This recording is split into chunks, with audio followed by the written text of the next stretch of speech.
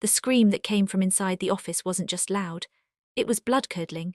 It was the kind of sound that makes the hair on the back of your neck stand up, the kind that signals pure, unadulterated terror. I froze right there in the hallway, my hand hovering over the door handle, my heart hammering against my ribs like a trapped bird. People were running past me shouting, calling for help, but I couldn't move. I felt like my feet were glued to the expensive carpet. Through the glass walls I saw her, Jessica, my husband's personal assistant. She was on the floor, clutching her stomach, her face twisted in agony, her skin turning a terrifying shade of pale. But here is the part that made my blood run cold. Here is the part that haunts me every single time I close my eyes.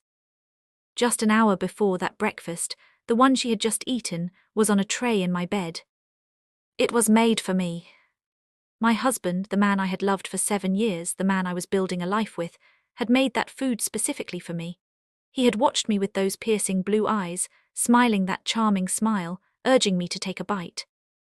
If I hadn't listened to that tiny, nagging voice in the back of my head, if I hadn't felt that sudden wave of nausea that made me push the plate away, that wouldn't be Jessica on the floor screaming.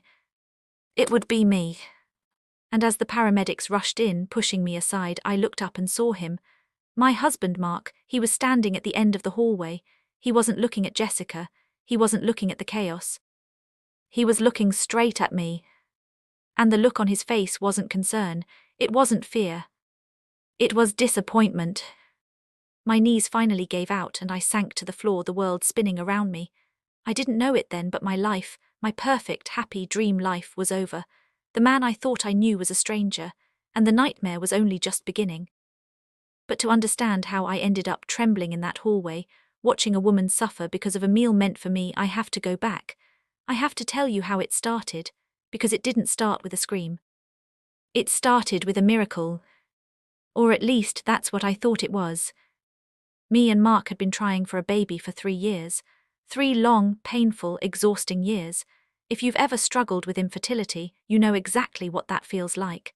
It's a silent heartbreak that eats away at you every single month. I remember the nights I spent crying on the bathroom floor, clutching a negative pregnancy test, feeling like my body was broken. Mark was always there, rubbing my back, whispering that it would be okay, that we would figure it out.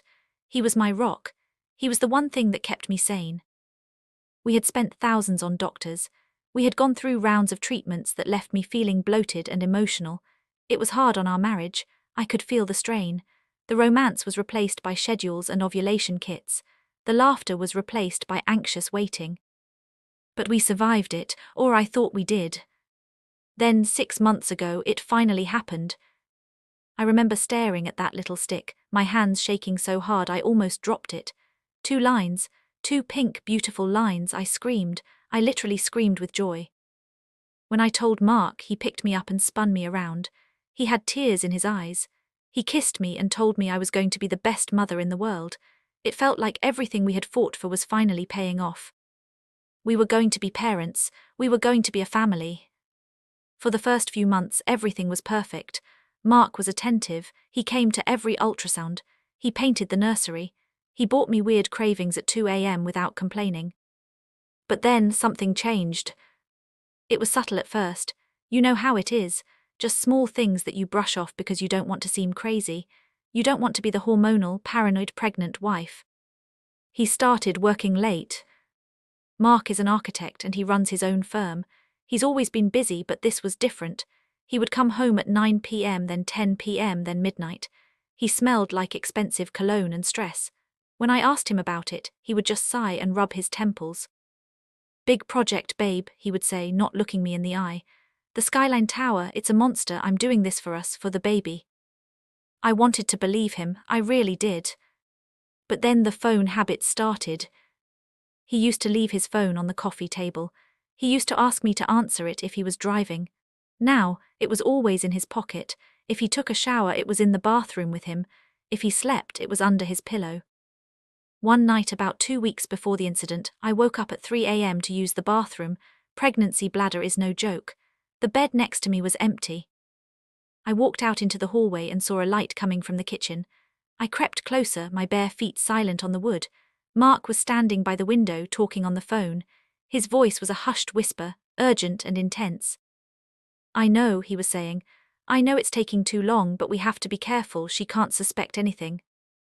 My heart stopped. I froze in the shadows, holding my breath. I'm handling it, he said, his voice dropping even lower. Just be patient. Once this is over, we'll be free. Once the baby is what? Once this is over. I felt a cold shiver run down my spine. I wanted to storm in there and scream at him. I wanted to demand to know who he was talking to. Was it another woman? Was he planning to leave me? But I didn't. I was scared. I was 6 months pregnant, vulnerable and terrified of shattering my world. Maybe I misheard him. Maybe he was talking about a business deal. Maybe she was a difficult client. I turned around and went back to bed, pulling the covers up to my chin, staring at the ceiling until the sun came up. When Mark came back to bed an hour later, I pretended to be asleep, but I felt him lie down next to me. I felt how stiff he was. He didn't wrap his arm around me like he usually did. He just lay there on the edge of the mattress, miles away. The next morning, I tried to act normal.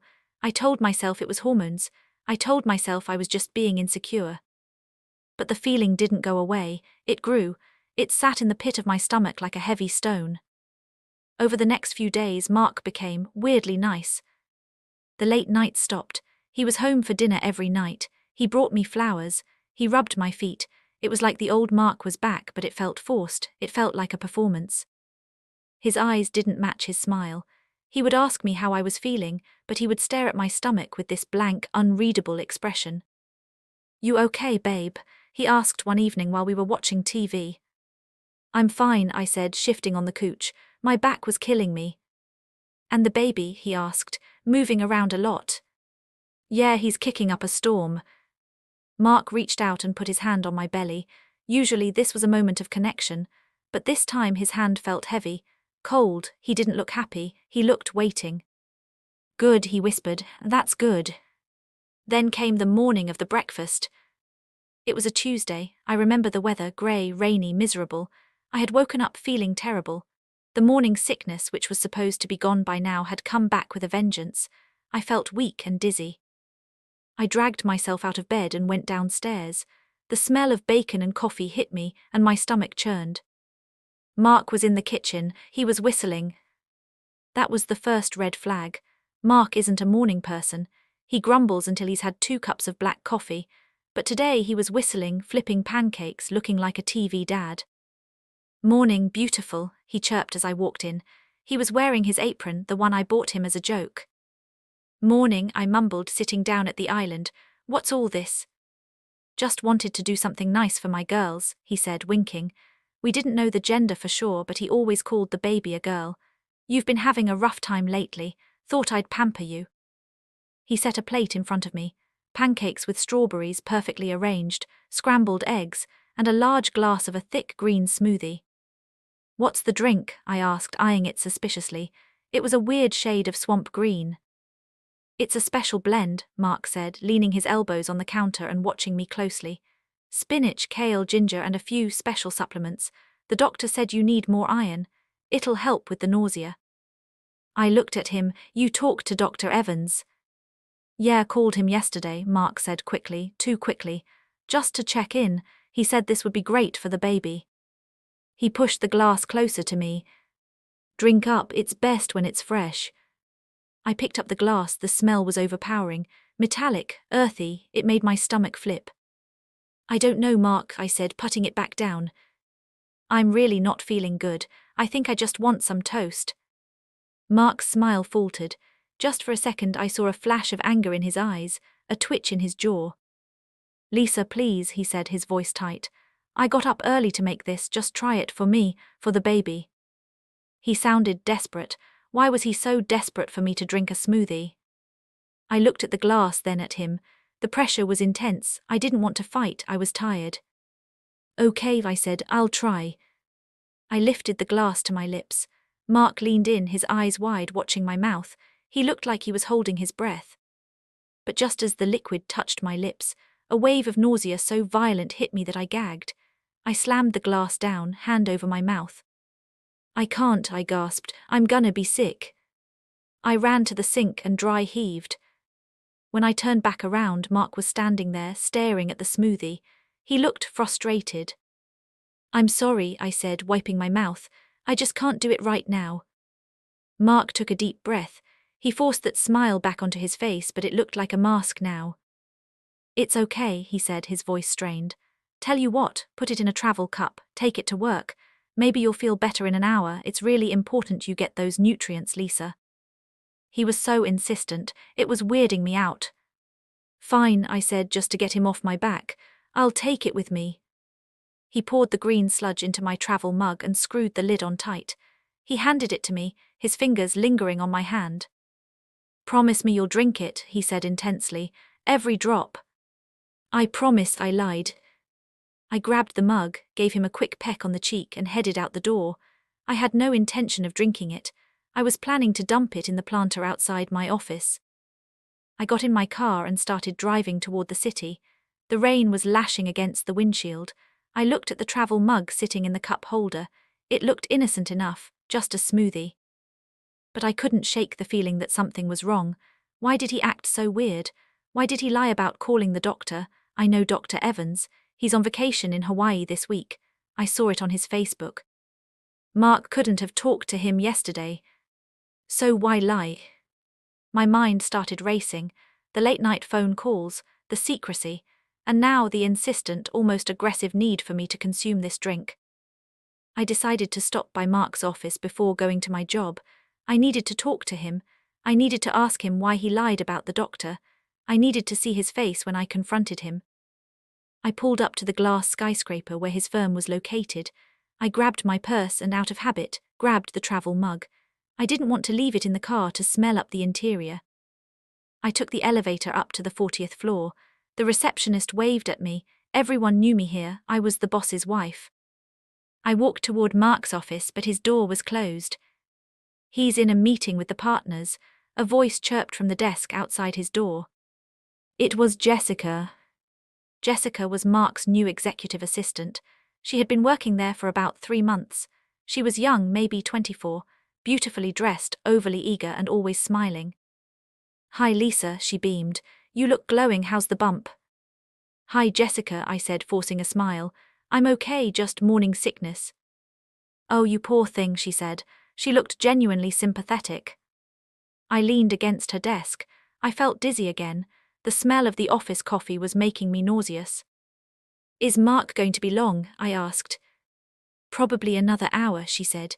Then her stomach gave a loud, audible growl. She blushed deep red. "Oh my God, I am so sorry. I skipped breakfast. I'm literally starving." She laughed nervously, pressing a hand to her stomach. I looked at her, then I looked at the travel mug in my hand. It was heavy, warm. "You know what?" I said without really thinking. "Do you want this?" I held up the mug. "What is it?" she asked, eyeing it. "It's a super healthy smoothie thing Mark made for me," I said. "Spinach, kale, ginger, supposed to be great for energy. But honestly, I can't stomach it right now. If I smell it one more time, I'm going to throw up." Jessica's eyes lit up. "Are you serious? I love green smoothies. I'm on this health kick right now." "Please take it," I said, pushing it toward her. "You'd be doing me a favor. I don't want to hurt Mark's feelings by throwing it away, but I can't drink it." "You are a lifesaver," she squealed. She took the mug. "Thank you, Lisa, seriously." "Enjoy," I said. "I'm gonna go use the ladies' room and splash some water on my face. Maybe I'll wait for Mark." "Okay, I'll let you know when he's out." I watched her unscrew the lid. I watched her take a long, deep swig of the green liquid. She said, wiping her mouth. "It's actually pretty good, sweet." "Good," I said. "Glad someone can enjoy it." I turned and walked down the hall toward the restroom. I went inside, washed my hands, and stared at myself in the mirror. I looked tired, pale. I fixed my hair, trying to calm my nerves. I was rehearsing what I was going to say to Mark about the doctor lie. I was in there for maybe 10 minutes. Then I heard it. A thumpy. It was a heavy, dull sound, like a sack of potatoes hitting the floor. Then silence. Then a low moan. I frowned. I dried my hands and walked to the door of the restroom. I opened it and stepped back into the hallway. "Jessica," I called out. No answer. I walked back toward her desk. Jessica, did you drop some? My words died in my throat. Jessica wasn't at her desk, the chair was knocked over. I rounded the corner of the desk and looked down. Jessica was on the floor, she was convulsing. Her eyes were rolled back in her head, showing only the whites. Foam was bubbling at the corners of her mouth, pink, bloody foam.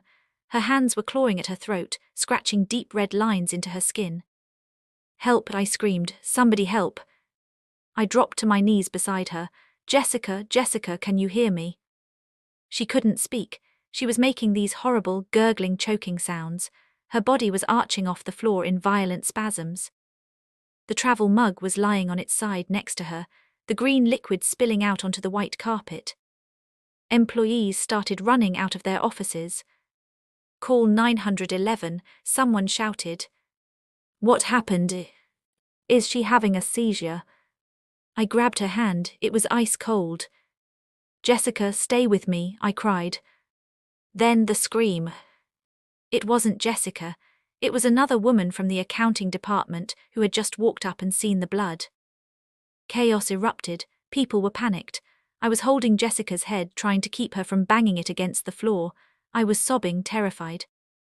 And then, the door to the conference room burst open. Mark ran out. What the hell is going on? He shouted. He pushed through the crowd. He saw me on the floor, he saw Jessica.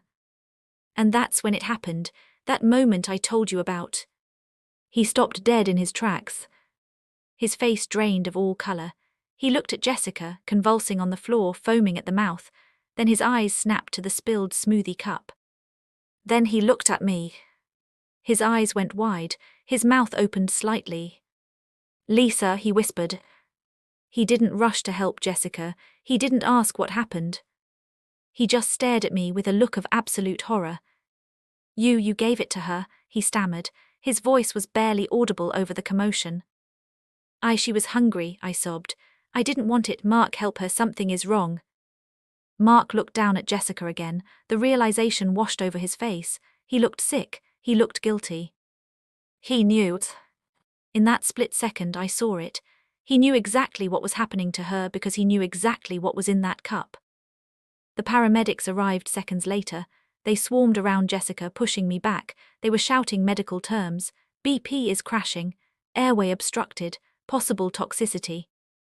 Police officers were right behind them. I stood up trembling, backing away against the wall. Mark was standing a few feet away. He wasn't looking at me anymore. He was staring at the floor, his hands shaking violently by his sides. Mark, I whispered. He didn't answer. They loaded Jessica onto a stretcher. She was unconscious now. Her skin was grey. One of the paramedics looked at the spilled cup. Does anyone know what she ate or drank?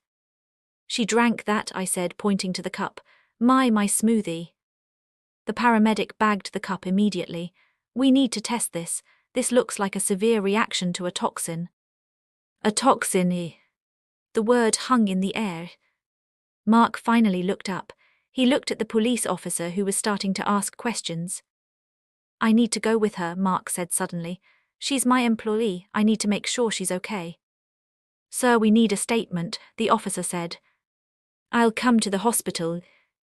Mark said, already walking away. He was fleeing, he was running.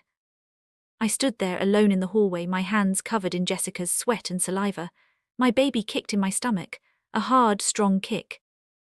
I looked at the spot where the green liquid had soaked into the carpet.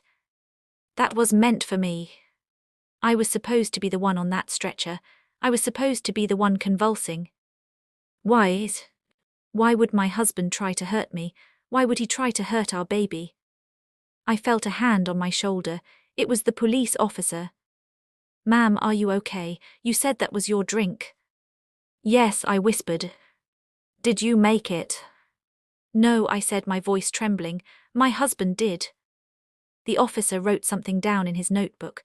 We're going to need you to come down to the station, ma'am, after we get checked out at the hospital. I nodded numbly. I drove myself to the hospital, following the ambulance. I couldn't stop shaking. Every time I closed my eyes, I saw Mark's face, the disappointment, the shock that I was still standing. When I got to the hospital, it was a frenzy. They had taken Jessica into the ICU. I sat in the waiting room for 2 hours. Mark never showed up. He said he was coming, but he wasn't there. Finally, a doctor came out. He looked exhausted. He looked grim. "Family of Jessica Miller," he called out. There was no one, just me. I stood up. "I'm her boss's wife. Is she okay?" The doctor looked at me. He hesitated. "She's in critical condition. We've stabilized her, but her kidneys are shutting down." He took a step closer, lowering his voice. "We ran a toxicology screen. We found high levels of a substance in her system. It wasn't food poisoning, ma'am." My heart stopped. What was it? The doctor looked at his clipboard, then back at me. His eyes were serious. It was a concentrated dose of mifepristone mixed with a heavy sedative and something else, something industrial, like a cleaning agent. I gasped. Mifepristone. I knew that word. I had read about it in my pregnancy books. It's an abortion pill. But mixed with cleaner, that wasn't just to end a pregnancy. That was to kill. The doctor looked at my pregnant belly. "Ma'am," he said softly, "if a pregnant woman had ingested that amount, she would have hemorrhaged within minutes. The fetus wouldn't have survived, and likely neither would the mother." The room spun. Mark tried to kill our baby. And he tried to kill me. But then something I never expected happened. My phone buzzed in my pocket. I pulled it out with shaking hands. It was a text from Mark. "Don't say anything to the police. It was an accident, I can explain. Meet me at the house. Alone. If you talk to them, you'll ruin everything." I stared at the screen. Fear was replaced by something else, something hot and burning. Rage. He didn't ask if Jessica was alive. He didn't ask if I was okay. He was worried about getting caught. I looked at the doctor. "Doctor," I said, my voice surprisingly steady, "call the police. Tell them exactly what you found." "I already have," he said. "Good." I turned around and walked out of the hospital. I wasn't going to the police station, and I wasn't going to meet Mark at the house to listen to his lies. I was going to find out the truth. I got in my car and locked the doors. I remembered the late-night phone call. She can't suspect anything. Who was she? Who was he working with? I realized I had Mark's iPad in the back seat of my car. He had left it there after our weekend trip. I grabbed it. I knew his passcode. It was our anniversary, or it used to be. I typed it in, 10-14-18*. Unlock. I went straight to his messages. There was nothing. Deleted. I went to his calls. Cleared. Smart but not smart enough. I went to his deleted photos folder. Sometimes people forget to empty the trash. There was one photo. It was taken 3 days ago. It was a picture of a positive pregnancy test. But it wasn't mine. The date stamp was from last week. I was 6 months pregnant. This test was fresh. And then I saw the background of the photo. It was a granite countertop, distinctive black and gold veins. I knew that countertop. I had seen it before. It belonged to my sister, Sarah. My stomach dropped so hard I thought I would vomit. My sister. No, it couldn't be. Sarah was my best friend. She had been helping me with the nursery. She was throwing my baby shower next week. I scrolled to the next image in the deleted folder. It was a screenshot of a text message. The contact name was S. "He's doing it on Tuesday. Make sure you're ready. Once she's gone, the house is ours, and we can finally be a family." Tuesday, today. Once she's gone. I dropped the iPad on the passenger seat. I couldn't breathe. The air in the car felt thin. My husband wasn't just having an affair. He wasn't just trying to get rid of the baby. He was having a baby with my own sister. And they had plotted together to kill me and my unborn child, so they could take my life. I gripped the steering wheel until my knuckles turned white. Tears streamed down my face, but I didn't wipe them away. They thought I was dead, or they thought I was stupid. They thought I was going to come home and let them explain. But they were wrong. I wasn't the sweet, naive Lisa anymore. That Lisa died the moment I saw Jessica foam at the mouth. I started the car. I wasn't going to the police yet. The police would take too long. They would need evidence. They would arrest Mark, but Sarah would play the victim. No, I needed them both to admit it. I needed to destroy them. I wiped my face. I looked in the rearview mirror. My eyes were red, but they were hard. You want to play games, Mark? I whispered to the empty car. Let's play. I put the car in drive. I wasn't going home to talk. I was going home to war. But as I pulled out of the hospital parking lot, another text came through. This one wasn't from Mark. It was from Sarah. Hey sis, just checking in. Haven't heard from you all morning. Is everything okay? Mark said you weren't feeling well. She was fishing. She wanted to know if I was dead yet. I stared at the phone. A cold, dark smile spread across my face. I typed back. I'm fine, Sarah. Actually, I'm feeling great. Just had the most delicious breakfast Mark made me. I'm feeling a little sleepy though. Might go lie down. I hit send. Let them think it worked. Let them think they won. Because when I got home, I was going to give them a surprise they would never forget. I drove home in a fog. My hands were gripping the steering wheel so tight my fingers were numb, but I couldn't feel anything. I couldn't feel the baby kicking. I couldn't feel the tears drying on my cheeks. All I could feel was the burning, white-hot rage in the center of my chest. My sister, Sarah, the girl I shared a room with growing up, the girl who held my hair back when I was sick after prom, the girl who cried with me when our mom died. She was the one. She was the she Mark was talking to. I pulled into the driveway of our beautiful suburban home, the house Mark designed, the house we built to raise a family in. Now it just looked like a tomb. It looked like a lie made of brick and mortar. I sat in the car for a second, looking at the front door. I knew I had about 20 minutes. Mark would be coming from the hospital, pretending to be the concerned boss. Sarah would be coming from wherever she was hiding, probably waiting for the signal that the deed was done. I had to be fast.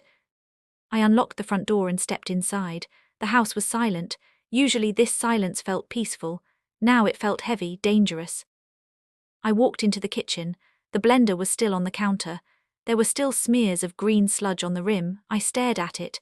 That was the weapon. That was how they tried to take everything from me. But I didn't have time to be sad. I had to be smart. I knew exactly what they were going to do. They were coming here to check on me. They wanted to see if the sleeping pills and the toxin had worked. They expected to find me unconscious, or worse. So I was going to give them exactly what they wanted. I ran upstairs to our bedroom.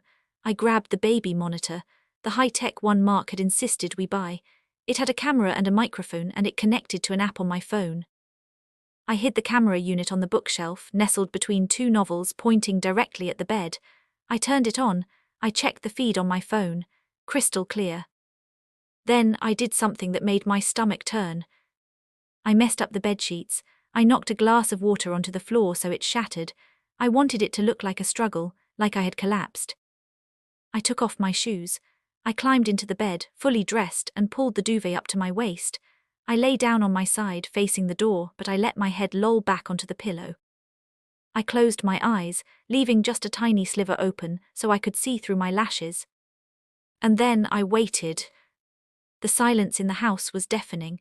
My heart was pounding so loud I was terrified they would hear it the moment they walked in. I thought about Jessica. I wondered if she was still alive. I prayed she was. I needed her to be okay, not just for the case but because she was innocent. She was collateral damage in Mark and Sarah's sick game. 10 minutes passed. Then I heard it. The sound of a car engine in the driveway. Then another car. My breath hitched. They were both here. I heard the front door unlock. Mark had a key, obviously. But then I heard Sarah's voice. Is she here? She whispered. Her voice echoed up the stairs. Her car is in the drive, Mark replied. His voice was cold, businesslike. She texted you she was sleepy, right? Yeah, said she drank the whole thing. Good, then it's done. I felt a chill ripple through my entire body. Hearing them talk about my murder so casually, it was like being doused in ice water. Footsteps on the stairs, thump, thump, thump. They were getting closer. What if she's not, Sarah asked. She sounded nervous but not sad, just anxious about getting caught. The dose I put in there would knock out a horse, Sarah, Mark snapped. Plus the other stuff, Dr. Evans said, combined with the pregnancy hormones, it causes instant organ failure. She won't wake up. They walked into the bedroom. I went limp. I let my mouth hang open slightly. I slowed my breathing down until it was shallow and barely visible. I felt their presence in the room. "Oh my God," Sarah whispered. "See," Mark said, "I told you." They walked over to the side of the bed. I could smell Mark's cologne. I could smell Sarah's perfume, vanilla and jasmine, the same perfume I gave her for her birthday. "Is she breathing?" Sarah asked. I felt Mark lean over me. His hand hovered near my face. He didn't check for a pulse. He didn't check my breathing. He just poked my shoulder hard. "Lisa," he said. I didn't move. "Lisa," he said louder. "Nothing." Mark let out a long, exhaled breath. "She's out cold. Look at her skin. She's pale. It's working." "How long until?" Sarah asked. "A few hours maybe," Mark said. "Her heart will just stop. It'll look like natural causes, preeclampsia or an aneurysm, happens all the time." "And the baby?" "Gone," Mark said. "No heartbeat, just a tragedy, a terrible, tragic accident." I wanted to scream. I wanted to leap up and claw their eyes out. But I stayed still. I needed more. I needed the full confession. Sarah sighed. I heard the rustle of fabric as she sat down on the edge of the bed, my asterisk bed. "I can't believe it's finally over," she said. Her voice changed. It wasn't nervous anymore. It was relieved. "Do you know how hard it was to watch her waddle around with that belly, acting like she's so special? Oh, look at me, I'm finally having a baby." She scoffed, a cruel, ugly sound. "I hated every second of it," Sarah spat. "She always gets everything, Mark. Mom loved her more, Dad left her the house money. She gets the perfect career, and then she gets you." "She doesn't have me," Mark said. I heard him step closer to Sarah. "She never really had me, you know that." "I know," Sarah purred, "but I hated sharing you. I hated seeing you play the doting husband." "It was necessary," Mark said. "We needed her trust fund to finish the firm's debts. If I had left her, she would have taken half. This way we get it all, the life insurance, the house, the portfolio. And we can be a real family," Sarah said. "Me, you and our baby." Our baby. There it was, the confirmation. "Come here," Mark whispered. I heard them kiss, right there, over my body. It was the most disgusting thing I have ever experienced. My husband and my sister, making out over what they thought was my deathbed. But I had heard enough. The camera on the bookshelf was recording every word, every kiss, every confession. I knew I had to time this perfectly. "Mark," Sarah whispered, pulling away. "We should go downstairs. We need to call 911 in an hour. We have to act panicked. We need to get our story straight." "Yeah," Mark said. "You go down, I'm gonna. I just want to make sure she doesn't have her phone on her. Check for any texts." "Okay, don't take too long, Daddy." Sarah giggled. She actually giggled. I heard Sarah's footsteps retreat. She walked out of the room and started down the stairs. Mark stayed. I felt him standing over me. I felt his gaze burning into my closed eyelids. "I'm sorry, Lisa," he whispered. But he didn't sound sorry, he sounded smug. "But you were just exhausting, you were so needy. Sarah, she's fire, you're just water." He reached out to touch my face. And that's when I opened my eyes. I didn't blink, I just snapped them open and stared directly into his. Mark jumped back like he had been electrocuted.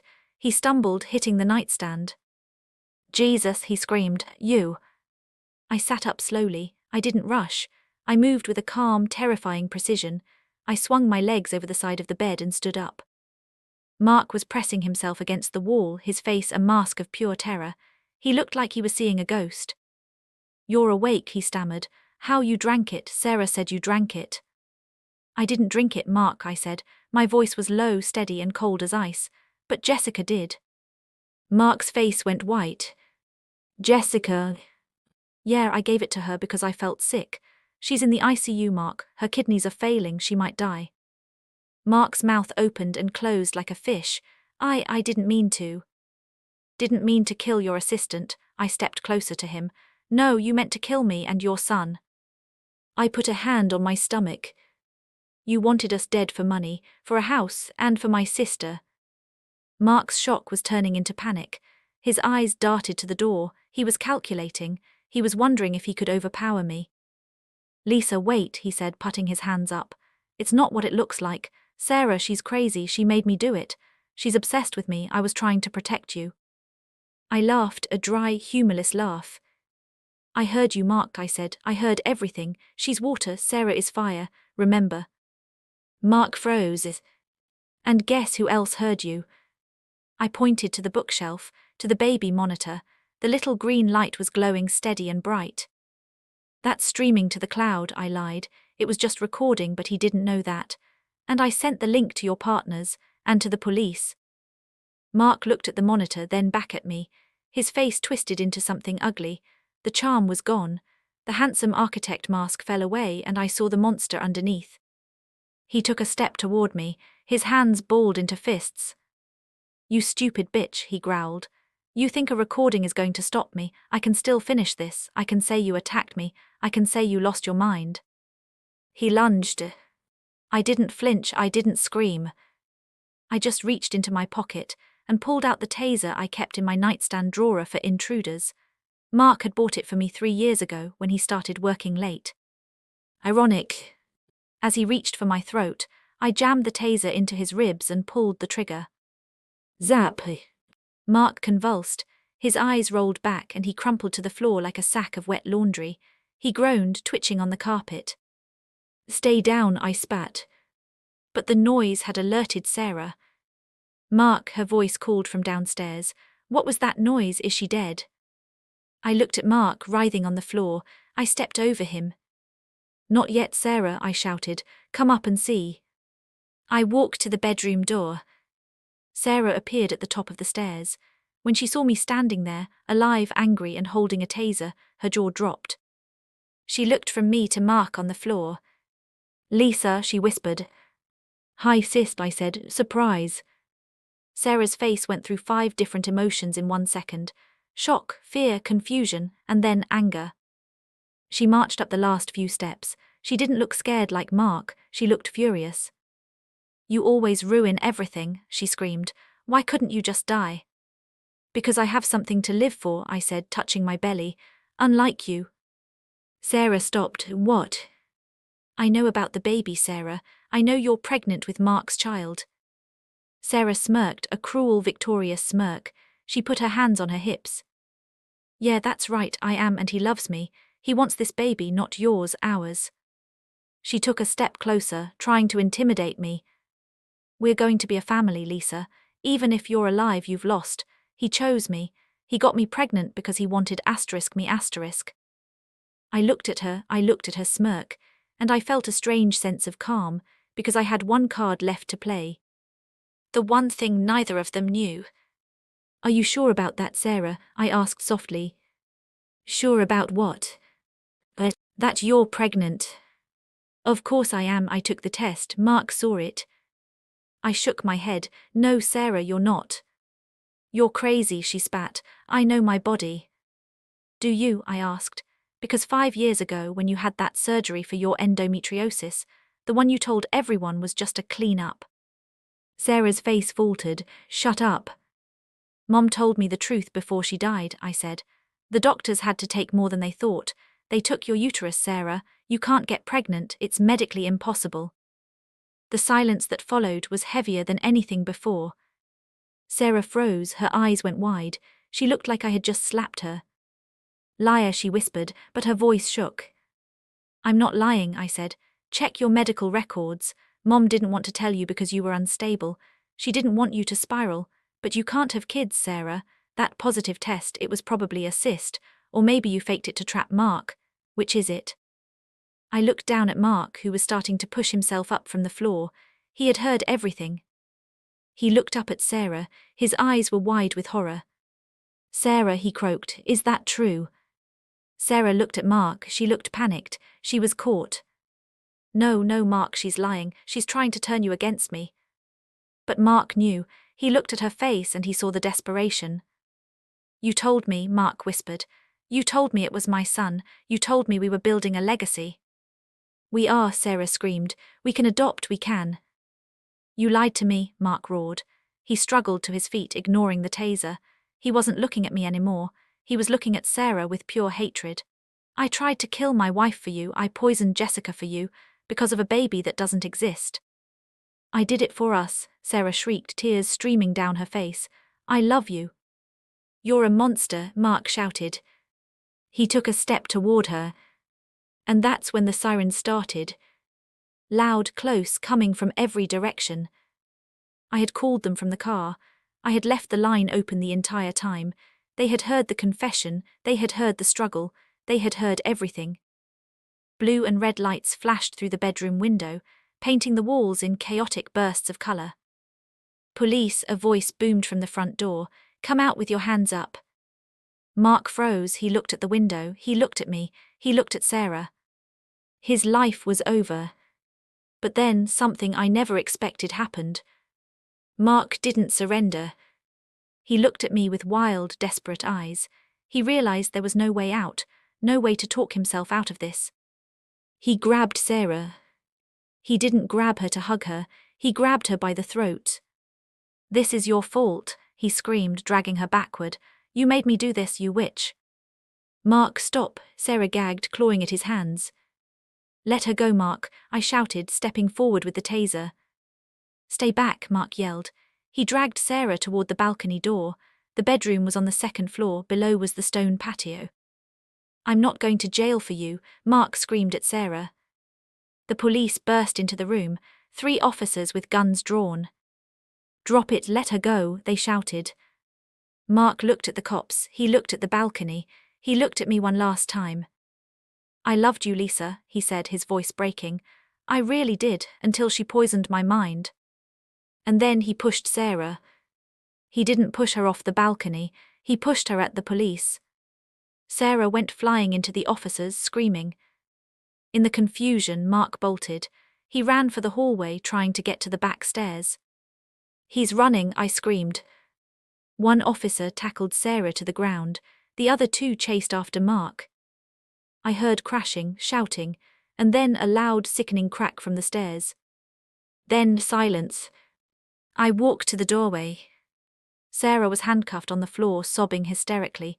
He tried to kill me, he's crazy, I'm the victim. I ignored her. I walked to the top of the stairs and looked down. Mark was lying at the bottom. He had tripped in his panic. His neck was bent at an impossible angle. His eyes were open, staring blankly at the ceiling fan. He wasn't moving.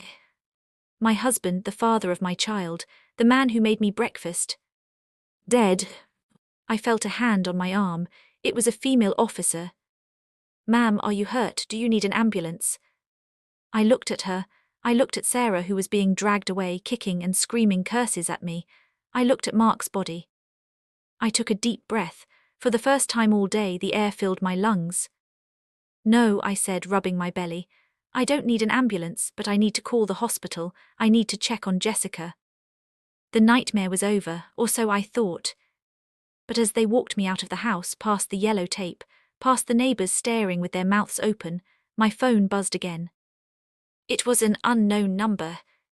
I hesitated, then I answered. Hello, Lisa. The voice was weak, raspy, but I recognized it immediately. It was Jessica. Jessica, I gasped. Oh my God, you're awake, are you okay? I'm alive, she whispered.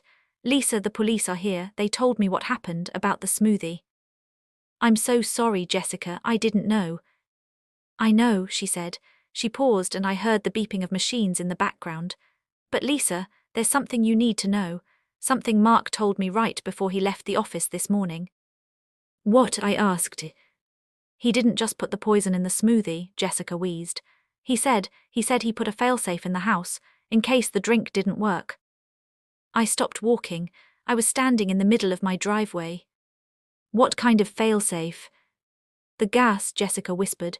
He tampered with the gas line in the basement. He set a timer. Lisa, get out of there. My blood turned to ice. I looked back at the house. The police were inside. The forensics team was walking in. "Run," I screamed. "Everyone get out."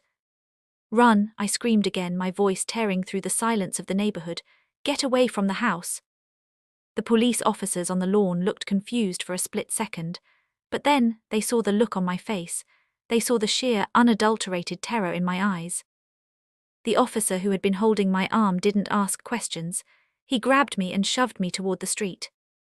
"Move, everyone move," he shouted into his radio.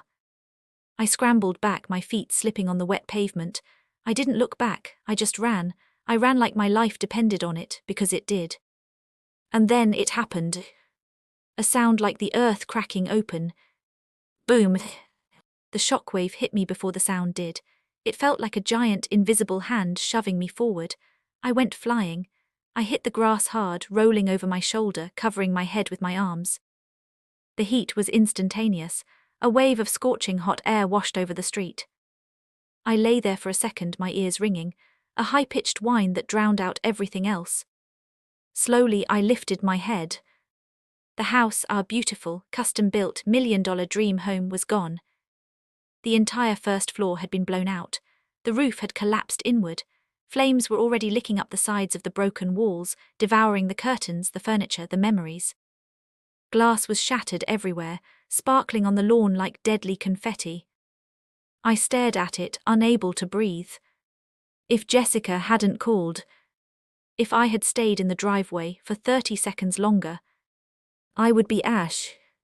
I sat up, trembling uncontrollably. My hands went to my belly. "Baby," I whispered, "are you okay?" I waited. 1 second, 2 seconds. Then a kick, a strong, angry thump against my ribs. I let out a sob that sounded more like a laugh. He was okay, we were okay. The police were scrambling. They were shouting, calling for the fire department. I saw them dragging Sarah toward a patrol car further down the street. She was screaming, looking back at the burning house. "My money," she was shrieking. "That was my house, my money." She wasn't screaming for her sister. She wasn't screaming for the man she claimed to love. She was screaming for the assets going up in smoke. I watched as they shoved her into the back of the car. She looked wild, broken. And Mark was inside that inferno. I knew he was already dead from the fall, but seeing the fire consume the place where we had lived, where he had plotted to kill me, it felt like the final cleansing, the end of the chapter. An EMT ran over to me. "Ma'am, are you injured?" I looked at him. I was covered in dirt. My knees were scraped. I was shaking like a leaf. "I'm alive," I said. "I'm alive." The next few hours were a blur of flashing lights and questions. They took me to the hospital, the same hospital where Jessica was fighting for her life. They monitored the baby for hours. Every time I heard his heartbeat on the monitor, asterisk whoosh whoosh, cried. It was the most beautiful sound in the world. The doctors told me I was dehydrated and in shock, but miraculously, physically unharmed. "Stress can be dangerous," the doctor told me gently, "but you're a fighter, Lisa, and so is this little one." Once they cleared me, I asked to see Jessica. She was in the ICU, hooked up to dialysis machines. She looked so small in that big hospital bed. Her skin was still pale, but her eyes were open. When I walked in, she tried to smile. "Hey," she croaked. I rushed to her side and took her hand. "Jessica, you saved my life again." "I just passed on the message," she whispered. "Did it?" "It blew up," I said softly. "The whole house gone." Jessica's eyes widened. "And Mark?"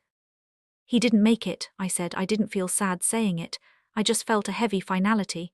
"He fell down the stairs before the explosion. It's over, Jess. He can't hurt anyone ever again." Jessica squeezed my hand. Her grip was weak, but it was there. "I'm glad you're okay, Lisa," she said. Tears leaked out of the corners of her eyes. I was so scared. "I'm so sorry," I told her, brushing a strand of hair off her forehead. "I'm so sorry I gave you that drink. I will spend the rest of my life making it up to you."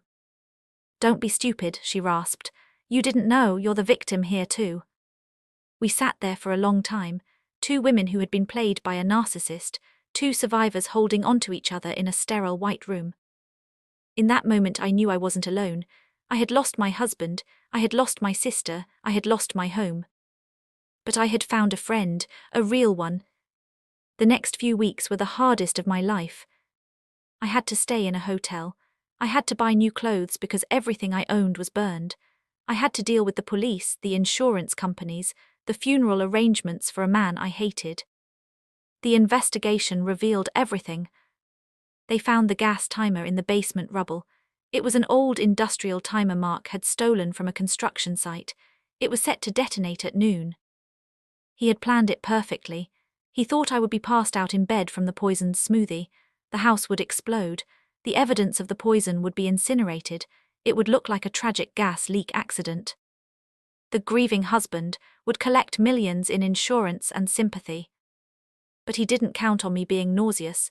He didn't count on Jessica being hungry, and he didn't count on me fighting back. Then there was Sarah. I went to see her once, just once. She was being held in the county jail, awaiting trial for conspiracy to commit murder and accessory. When I walked into the visitation room, she looked terrible. Her hair was greasy, she had dark circles under her eyes, the orange jumpsuit hung off her frame. When she saw me, she didn't cry, she didn't apologize. She glared. I picked up the phone on the glass partition. "What do you want?" she snapped. "I came to say goodbye," I said calmly. "You think you've won, don't you?" Sarah spat. "You think because you're out there and I'm in here you're better than me." "I don't think I'm better than you, Sarah," I said. "I think I'm real asterisk. I think I'm capable of love, and I think that's something you never were." "Mark loved me," she screamed, slamming her hand against the glass. The guard stepped forward, but she ignored him. "He loved me, we were going to be happy." "Mark loved money," I said, "and he loved control. He used you, Sarah, just like he used me. He played on your jealousy. He told you what you wanted to hear." I paused, looking her in the eye. "And you let him? You were willing to kill your own sister for a man who would have discarded you the moment you became inconvenient, especially when he found out you couldn't give him the one thing he wanted." Sarah flinched, the lie about the pregnancy, the one thing that shattered their alliance. "I hope it was worth it," I said softly. I stood up to leave. "Lisa," she shouted. "Lisa, wait, I can fix this, I can testify against, I can say he forced me. Lisa, please, get me a lawyer, I'm your sister." I looked back at her. I remembered the little girl who used to braid my hair. I remembered the teenager who shared secrets with me. But then I remembered her voice on the baby monitor. I hated every second of it, she always gets everything. "My sister died a long time ago," I said. "I don't know who you are." I hung up the phones. I walked out of the prison and into the bright afternoon sun. I took a deep breath of fresh air. It tasted like freedom. I never saw her again. Time moved on. It has a funny way of doing that. Even when your world is destroyed, the sun still rises, the days still pass. I focused on rebuilding, not a house but a life. I used the life insurance money, not Mark. I refused to touch that. I donated it to a women's shelter, but the insurance from the house fire. I bought a small, cozy cottage on the other side of town. It wasn't modern, it wasn't glass and steel. It had a big porch, a messy garden, and warm yellow walls. It was a home. Jessica recovered. It was a long road. She had some permanent kidney damage, but she was alive. She quit the firm, obviously. She actually went back to school to study social work. She wanted to help people. She practically moved in with me during my last trimester. She helped me paint the nursery, yellow and grey, calm colours. She helped me put together the crib. She became the sister Sarah never was. And then the day came. It was a stormy night, just like the night everything went wrong, but this time the storm didn't scare me. My water broke at 2 a.m. I didn't panic. I called Jessica. She was there in 10 minutes. She drove me to the hospital, holding my hand, timing my contractions, telling me jokes to keep me distracted. "You got this, Lisa," she said. "You survived an explosion, you survived a psychopath. Childbirth is a walk in the park compared to that." I laughed through the pain. "You're right. Labor was hard, it was long and exhausting. But every time I felt like giving up, I thought about how hard I had fought to be here. I thought about the poison I didn't drink, the fire I escaped. I was meant to be here, I was meant to be a mother." And then at 6:45 a.m., as the sun was breaking through the clouds, he arrived. The doctor held him up. It's a boy, he cried, a loud, healthy, beautiful cry. They placed him on my chest. He was warm and slippery and perfect. He opened his eyes, dark, curious eyes that looked nothing like Mark's. They looked like mine. I kissed his forehead. I smelled that sweet newborn smell. "Hi," I whispered, tears streaming down my face. "I've been waiting for you." I named him Noah. It means rest and comfort, and it means survival after the flood. It was the perfect name. Noah became my world, but I didn't let him become my whole world. I didn't want to smother him. I didn't want to repeat the cycle of obsession. I raised him with love, not pressure. We built a good life, Noah and I a quiet life. But I never forgot. Every year on the anniversary of the explosion, I do something special, not to mourn but to celebrate. I invite Jessica over. We make a huge breakfast, pancakes, waffles, bacon, fruit, and green smoothies. We drink them and we laugh until our sides hurt. It's our little victory ritual. We took the weapon and turned it into a joke. We took the power back. One morning, about 3 years later, we were sitting on my back porch. Noah was running around in the grass chasing a butterfly. He was giggling, his little legs pumping, his face pure joy. Jessica took a sip of her coffee and looked at me. "You know," she said, "if you had told me 5 years ago that we'd be here like this, I would have said you were crazy." "Me too," I said. "Do you ever miss it?" she asked. "The fancy life, the architect husband, the prestige." I looked at my messy garden. I looked at the toy trucks scattered on the porch. I looked at my simple, comfortable clothes. Then I looked at Noah, who had just tripped over his own feet, fallen into the grass, and immediately started laughing. "Not for a second," I said. I realized then that Mark and Sarah had wanted that life so badly they were willing to kill for it. They thought happiness was things. They thought it was status. They were so wrong. Happiness wasn't the glass walls or the Skyline Tower. Happiness wasn't the secret bank accounts. Happiness was this. It was the safety of a locked door that you know no one is going to break down. It was the trust of a friend who would never betray you. It was the sound of a child laughing in the sunlight. I stood up and walked out onto the grass. Noah saw me coming and ran toward me. "Mama, Mama, look," he shouted, pointing at a flower. I picked him up and spun him around. He shrieked with delight.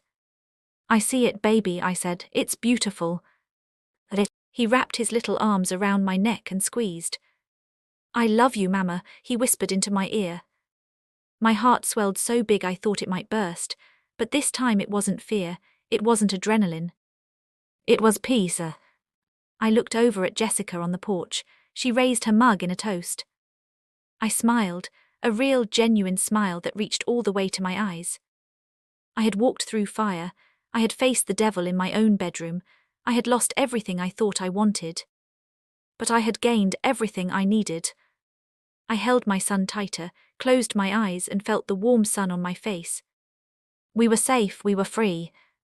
And we lived happily ever after with a big smile.